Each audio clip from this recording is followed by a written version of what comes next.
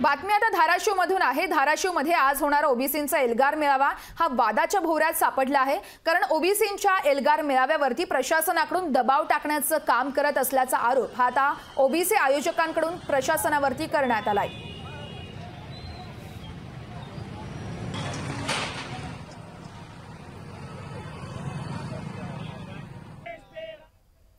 धाराशिवमध्ये आज ओबीसींचा एल्गार मेळावा पार पडतोय। खरं जर पाहिलं तर हा एल्गार मेळावा जो आहे तो कुठेतरी आता वादाच्या भोवऱ्यात सापडलेला पाहायला मिळत आहे आणि हा जो मेळावा आहे तो आता छत्रपती शिवाजी महाराज चौकामध्ये पार पडतोय। मला सांगा, एल्गार मेळाव्याची जागा बदलण्यात आलेली आहे, वारंवार कुठेतरी विरोध होताना पाहायला मिळतो। हे सर्वच्या सर्व प्रस्थापित मंडळी प्रशासनाला हाताशी धरून आज आम्हाला गाजी मैदानमध्ये कुठलेही कारण नसताना, रीतसर परवानगी दिलेली असताना आज आम्हाला गाजी मैदानावरून छत्रपती शिवाजी महाराज चौकात बोलवलं। आम्ही रात्रीपासून सगळा स्टेज वगैरे उभारला, मंडप उभारला आणि आज सकाळी येऊन पोलीस प्रशासनाचे लोक म्हणतात तुम्ही इकडे तुमच्या स्टेजचं तोंड इकडे करू नका, तुम्ही तिकडे करा, असं करून जाणीवपूर्वक आम्हाला ते मेळाव्यामध्ये नियोजन न करू देता आज आम्ही ह्या सगळ्या कॉन्ट्रोवर्सीमध्ये अडकून पडावं असं ह्या प्रशासनाचं आणि प्रस्थापित मंडळीचं धोरण चालू आहे। विरोध कोण करतंय? प्रस्थापित समाज करतो ना विरोध।